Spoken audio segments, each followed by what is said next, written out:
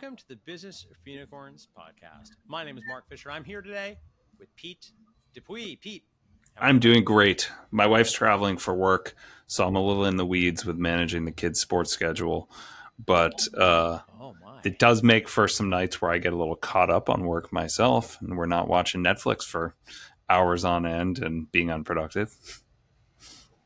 Wait, you're awake after your kids go to sleep? What time do your kids go to sleep? So they should be in bed by 9. It's not an every night sort of a deal this time of year because we have so much Little League that runs later and later and later, it seems. Sometimes family dinner happens at like 9. Um, but Yeah. I personally am in bed by 11 most nights. You go to bed at I 11? do. I do. That's crazy. Wait, when do you wake up? My body wakes up at 6:38 a.m. every single day without an alarm. I don't know why. I swear that's when I look at the clock and I'm like, oh, it's time to get out of bed. You are profiles in courage. I mean, I guess you're in bed for 7.5 hours. I feel like I need to be in bed for. Oh, Mark, when I hit the pillow, it's over. It makes my wife so angry. I am asleep. I mean, I do too. I do fall asleep quickly, but I feel like I really need like 8 tracked hours in the Oura Ring, and there's like a gunky hour you tend to lose. And my daughter's torturing me because she is not even 3. She's almost 3, and she does not like to go to bed before 9:30, 10, and she's up at 6:30. Yeah, that doesn't stop. Which means that I don't watch any Netflix because it's like just as soon as she's in bed, I go to sleep, and then she wakes me up in the morning when she comes in our bed. But anyway, that's enough about our kids. Today, we're going to talk about a saucy topic and answer something of a provocative question I think a lot of gym owners are asking in today's day and age is one-on-one training dead? And just to tee us up a little bit here, it's no secret that the industry's had a big transformation, let's call it in the past 20 years, where probably in the early 2000s, you had gyms that had open access, and then a lot of these gyms offered personal training as an additional revenue stream. You had probably, 20, 25 years ago, you had the first personal training only studios. There were private gyms that didn't offer open access, but offered premium price one-on-one training. And then everything changed. And then I think we saw in the mid-aughts, the late aughts, the rise of group-based training. This is both the small group personal training or semi-private training. Often, I think this is attributed to Thomas Plummer, who may or may not have been influenced by Alan and Rachel Cosgrove, Results Fitness. You also had concurrently the rise of group-based modalities. You had CrossFit, and then very shortly after, in the early 2010s, you had the rise of group boutique fitness classes like SoulCycle and Orange Theory, and later F45. And during this era, one-on-one personal training kind of fell out of favor because if you think of it from a business perspective, you're able to service more people per hour, which means the business is able to make more revenue. You're able to train your staff more or pay your staff more. You are able to make more profit as the owner, and you're able to offer more competitive rates to the client. Further, it's often been justified, I think not incorrectly, that most goals, most people, most things in life, you can do things in groups, right? They're like most things in life you can learn in groups. You don't necessarily need to do things one-on-one. And the argument, which I think is largely correct, is that doing one-on-one often gets boring after a while. The first couple months, I remember this from my days as a one-on-one trainer, you only have so much to teach people, and then you're ideally evolving the program. But even if you are an amazing trainer doing tons of coaching, and I pride myself, I really did do a lot of that, the reality is just 60 minutes with one person, there's a lot of time, and you're going to kill a lot of time in between, right? However, maybe to not bury the lead here and tip my hand here, I don't know that one-on-one is actually dead. I think there might be a place for it, but I don't know, Pete, anything you would add about the landscape in which we're currently living in, or how we got here? Yeah, I was never of the mindset that one-on-one was dead or lesser than, even though I started a business that has been semi-private small group training since day one. I've certainly advocated on social media for the model we run, and I remember our mutual friend Chad Landers came in real hot at me to let me know that he strongly disagreed with my take on one-on-one. And I think he misinterpreted me because I wasn't hating on one-on-one. I was just saying, this is what we do, and here's why I think it works comparatively. But I think there can and should forever be a place for one-on-one instruction. It exists in my gym. It's not my primary model, but I think we are crazy to turn away leads in most cases. I don't know many gyms that are in a position to just say, thanks for coming in with your Amex, but I don't want to serve you today because you're not exactly my avatar. And sometimes those leads are people who just plain don't fit in small group personal training. I mean, we're taking care of a gentleman who Yeah. is navigating cancer treatments, and he really wants to get as strong as he can while he does that. And he's not feeling up to this group training type dynamic, and he really does need one-on-one. And to me, one, I would never want to turn that person away when they show up and they say, I've been told that this will do wonders for me. I really need this, because I said, hey, you're not a fit. so Right. so Right. that's one reason, a very simple reason for us to have it. But it's also been a springboard for people into small group personal training with us over the years. Sometimes people just I need agree. to get into the space, experience the expertise, and get over their preconceived notion that they are exclusively a fit for one-on-one. And if you Yep. put them in the space and they Yep. interact and they see it going on around them, the alternative, it's a lot easier to sell them into that over time. So sometimes it's just a necessary evil to get people over that hump. So it can and will exist in my space until the day we shut it down. It's just not a super big piece of the pie for us. Yes.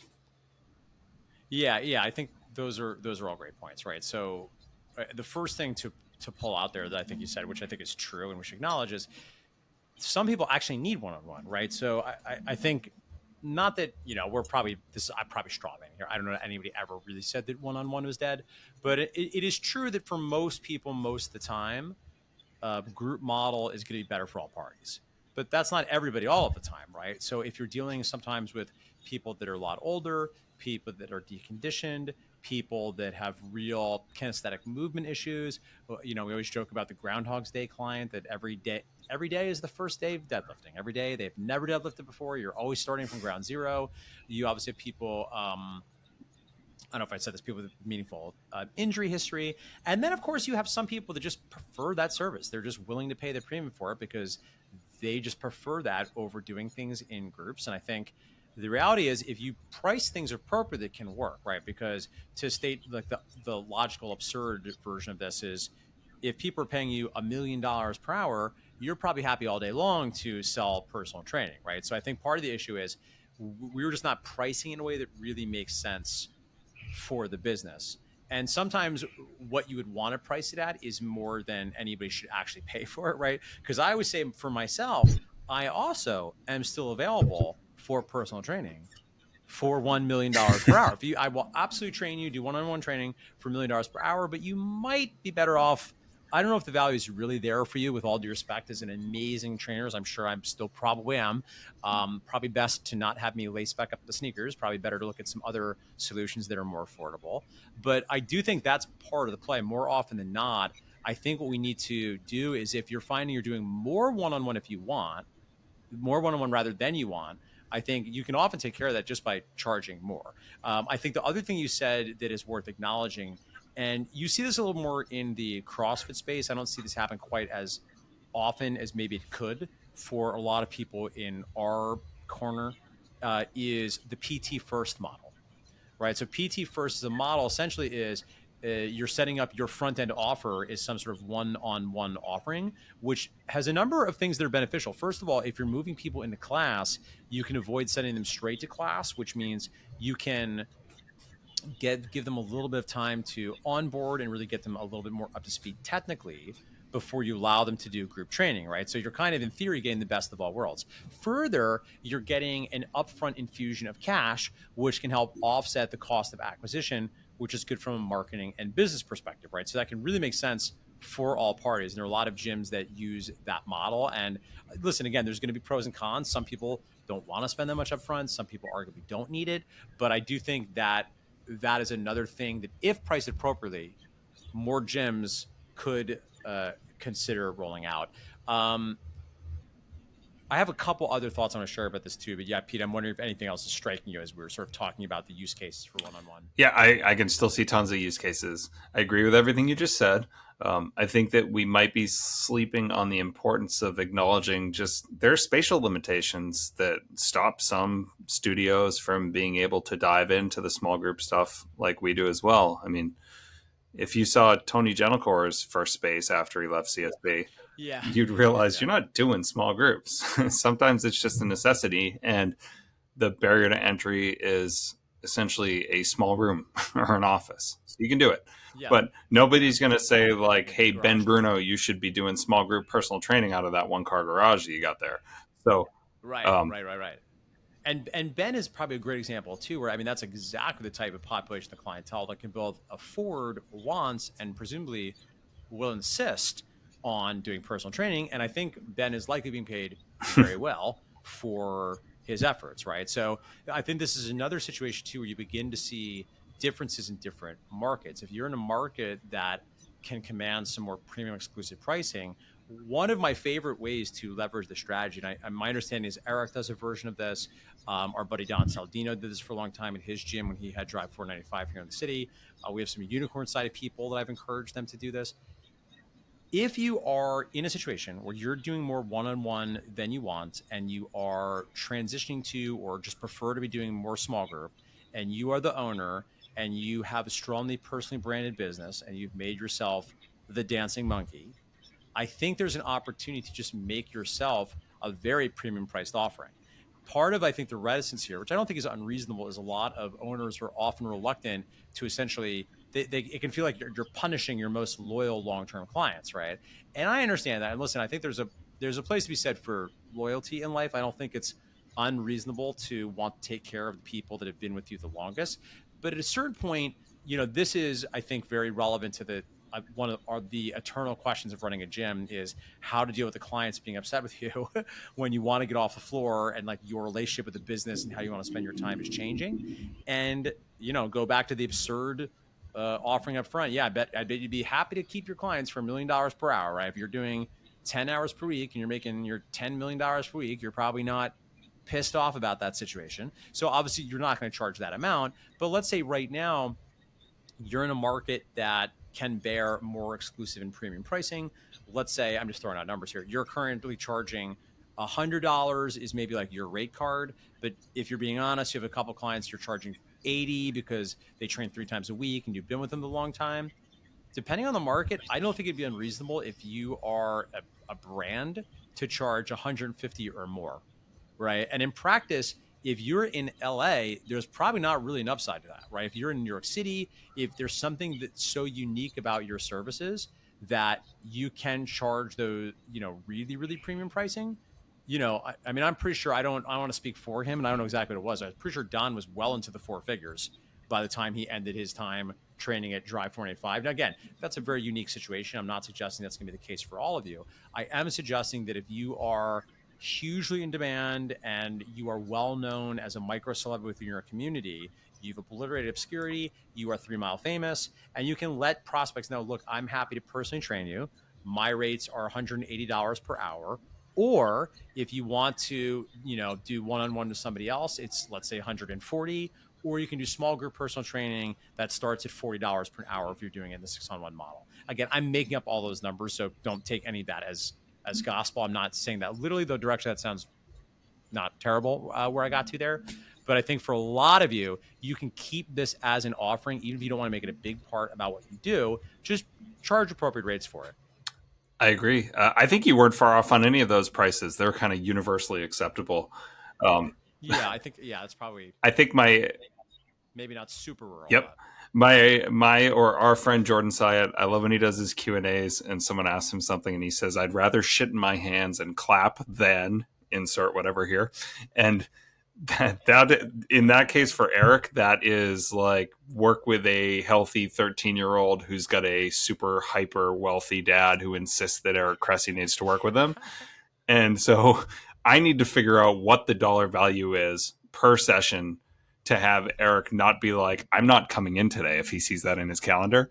And that number just keeps going up and up and up. It's not Don Zaladino country, yes, yeah. but it's definitely a 3-figure rate that does not start with one.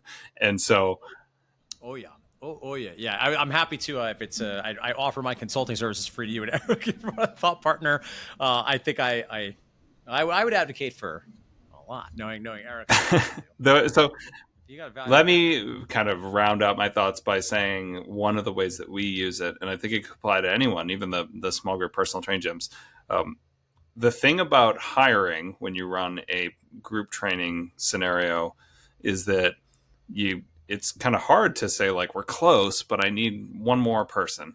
And that's like, all right, we're 5 clients away, 10 clients away, 15, 20 clients away from justifying making that new full-time coach hire. That's pretty daunting.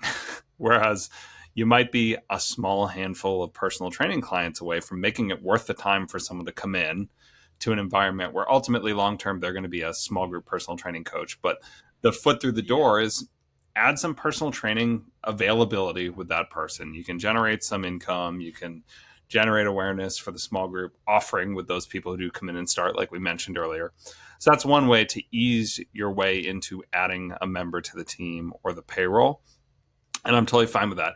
Hey there, Business for Unicorns podcast listeners. If you haven't had a chance yet to leave us a rating and a review on wherever platform you listen to this podcast, it would be so awesome if you take just a quick second to do that. And here's why. Number one, by leaving us a rating and review, you'll allow our podcast audience to grow so more gym owners can build a life and a gym they love. And number two, by leaving us feedback, you'll help us shape the future of the podcast so we know what you like, we know what you don't like, and we know what types of content is resonating and what else should we create for you. Thank you so much for your consideration. And now back to the show. Additionally, people who can afford personal training in my market typically can afford to be a little bit more selective with the time that they come in here. So for us, we just use personal training as a way to populate the calendar that's not otherwise popular. We work with tons and tons of high school, Yep. college, and professional athletes, and they're not interested in coming in the morning before 10, 11 a.m. ish, noon. And so one way that we utilize the space pre semi-private hours is with some personal training, and it's a way to not disrupt our coaching staff from a like putting a personal training client on the training floor when I need heads for coaching groups. That's one thing, but Yeah. personal training clients could come at 9:30 after they put their kids on the bus or whatever it may be. So I find that we have a little more flexibility there. So it's just a way to optimize some downtime in an otherwise empty gym for us. But I'm not going to tell you, Mark, that I've got dozens and dozens of personal training clients. I know MBSC is thriving, moving in this direction and having tons and tons of Gen Pop clients. And it's like a shift in their identity, maybe an identity that existed 15, 20 years ago, but still they're more heavy on Pete's and Marks than they are on maybe, college hockey players. And they are absolutely crushing. So that's another interview. Like, let's bring not elite athletes. no, I mean, we're elite in our own right. I do find that when I look around at the other 40 somethings on the sidelines at our youth sports games, and we might as well be elite athletes as far as how we take care of ourselves. But no, we're not playing at that level these days. But I do want to propose that we bring Kevin Carr or maybe Vinny on the show and explain how they just went from 0 to 100 with this personal training business offering they have, because they're printing money over there with that model. And last time I checked, all members involved there from a staff standpoint seem thrilled with the environment that they have. Yeah, that makes sense. I mean, I think I as we maybe move to bring this to a close, I have two things I would point out that I think are cautions if you look to add this or you feel affirmed by offering this. The first is, to be clear, you don't. It actually, I think it's also okay and defensible to say like we just don't offer it. Yep. Right. One thing I see that a lot of gyms do wrong, and believe me, I get it. And depending on what you're offering, and this is I think one of the most counterintuitive things about running a business is the more services you offer, the more complicated and usually the less money you will make, which doesn't make any sense mentally, because you're like, yeah, but if I offer all these different things, I can service all these different kinds of needs and kinds of clients. And I think that can work to an extent, particularly if you only ever plan to have one location, which there's probably a lot of people listening, but complexity is the enemy of the scale. So I want to say, if you want to die on the hill and say like, nope, we're just not going to do it, and we're just going to tell those people ethically, we can't help you. And then maybe you develop a relationship, a referral relationship with somebody that does that because your model doesn't allow for it because you have really optimized for a teeny space and a teeny staff and you don't want to have the extra thing just in your brain to talk about. I think that would be very defensible. So we're not saying one-on-one training is dead. I think, again, it can make a lot of sense, particularly as an ancillary office to some core group ancillary offered to supplement some core group model. But to be clear, we're not saying that you have to add this if you don't currently have this. Though there's reasons you might based on the things we talked about there. The final caution I'll give you is part of where this also gets messed up is you. And by the way, like I did a version of this at MFF. You can, if you mess up the numbers, you can get yourself in trouble here because you can find yourself in a situation where a lot of coaches, a lot of trainers, particularly if you are in a urban market and they're comparing their session split, their percentage split compared to what they might get if they were working at a big box club, it's oftentimes not going to be what they want, right?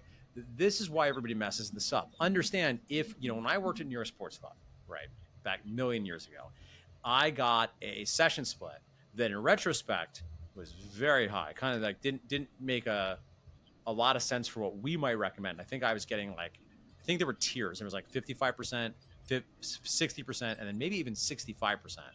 Well, the thing to appreciate is if you're paying out 65%, let's say we're going to pay at least 10% more of that for benefits. So let's call it 72%. And let's say you're going to pay 3% more on credit card fees. Well, that's 75% gone off the top. You only have 25% left over for you. But a lot of trainers are going to try to hold you. I love you for listening, trainers. You're going to try to hold your owner hostage and say, oh, but if I was at, Equinox or, Crunch or whatever, I would be getting this larger split. And those numbers just don't work if it's not the icing on top of a big box open access gym cake. Right? The numbers just won't work when you do that. So for instance, can you have a fitness studio that just does one-on-one training and make the numbers work? You can, but now you really have to make up for the lack of volume of clients with volume of pricing and do get as many clients in there as you can, because if you're getting such a huge cut off the top, if you're overpaying off the gross, your gross margin is so low, it's hard to get any net profit at the end of the day. So that's why I don't love a one-on-one only model. I think it's just hard to, again, I'm not saying it can't happen, but I think it's just hard to make work in a lot of markets. And even when you add it as an ancillary revenue stream, you just have to be real careful what you're paying. In general, I would encourage you to not pay out as a percentage split. Again, owners in big box world are going to want that, but that's not what's on offer here. You're a boutique fitness studio. It's a different game. I think you want to pay them the hourly rate that is fair for that market. And then you need to charge enough for your personal training that you have enough net left over after paying your hard costs on the session for it to make sense for you in the gym. Because even as an ancillary revenue stream, if you're in a situation where, you're only keeping 25 cents on the dollar, let's say, and you have set it up such that your one-on-one training actually is meaningfully less profitable per session for you than the small group training, I don't know that's a great place to be. And again, unless you are using it maybe intentionally as a loss leader for a PT first model, maybe if you're finding some way, and this is kind of where we got to at MFF, where I was like, look, this is such a small percentage of what we do. We're not really marketing it. I don't mind paying out relatively lavishly for this, because I think to your point, Pete, it was like, well, this is just like an extra way for the team to make money. We're not really pushing this. MFF isn't making a ton of money off of this. You just have to be careful you don't get in a situation where your coaches are talking small group training clients out of doing more profitable small group training which would make you less money as the gym, but allow the coach to make a lot more money because they're getting such a sweet session. Absolutely. I'll give you one experience share to build off of what you just said. I don't hate the idea of a percentage split. But I personally try and get away from the concept of the percentage and the language I use. So let's say we're charging $100 a personal training session, and I want to give my staff member 50% of that session. Well, I'm going to say to the staff member, hey, I pay $50 per personal training session. Yeah. Because the minute I feel like I'm getting squeezed or my rent goes up or my costs go up somewhere, and I say, you know what, I'm moving that price to 110. I don't want my staff member to be knocking on my door being like, hey, that became 55 this morning, because Yeah, I need I'm to off by insulate myself from $5. the Yeah, ability yeah, 100%. to increase that Yep, net profit yep, margin. And so, for example, in the past with our pitching lessons, we charge $75 for a single or $240 for a 4-pack. That $60 to $75 swing is meaningful, but part of the $75, the convenience factor for them. If they want me to have to manually yep, process a credit card every single week because they can't commit to 4 of them, well, I'm going to do that. But I'm the one who's absorbing those headaches, not the person who's delivering the exact right. same service in the Yep, exact same space in the exact same duration of time. So that's where we yep, pivot to say, hey, we'll pay you $30 a lesson to coach these lessons. And I'm going to charge what I decide is fair for the user. Are you comfortable with yep. that? Yes. Okay, cool. And that's Pete, how we do it. I just don't like to feel like I'm manufacturing additional upside and I'm doing all of that work and I'm absorbing all of those headaches. And they're just like, oh, cool, I just got a raise. And so uh, fix that yeah, figure, yeah, not the percentage. for sure. Yeah, particularly because, maybe as a final consideration here. Remember, at the end of the day, in Business for Unicorns land, we would love your total cost of your payroll as close to 30% as you can get it. Now, listen, a lot of markets, you're not going to get great help for that. So I understand that. So 40 up to 45% can work okay. But in general, we want your non-owner expenses to be certainly no more than 80, ideally closer to 70. And in some markets, you can do 60. Well, the problem is if you're paying out 60% before any benefits or any credit card fees, it's going to be hard to do that, right? And again, I understand the argument is like, okay, but this is a small sliver of what I do. That's true, but you just want to, I think to Pete's point, think of it less. Obviously, you have to consider the costs compared to the revenue you can bring in. That's a reasonable starting point. But in general, we would probably discourage you from doing it as a Sure. percentage. Pete, anything else you want to share before we bring her to a close? No, I don't do enough personal training to be considered a real informed influencer on the topic. That's for sure. Yeah, I guess technically me neither, but I do think there is a place for it. I hope you found this helpful. Oh, and I didn't. I'm going to get yelled at by Rosemary because usually we like to offer you free goodies, and I didn't do it up front, so I'll do here at the end. If you want to sell more personal training, we do have some sales scripts. You should just steal. Sales is an important part of running a gym. Not a lot of us open up gyms because we really love selling people, but you do have to get proficient asking people what they want, helping them get clear on how you create their preferred future. And rather than making it up on your own, I suggest you just rip off ours. So click the link in the show notes and you can download our most recently updated sales script. It's all the same one we use with members of the Unicorn Society. It'll make your life a lot easier because you can sell people and have them take action towards the life they want without feeling cheesy or salesy or annoying.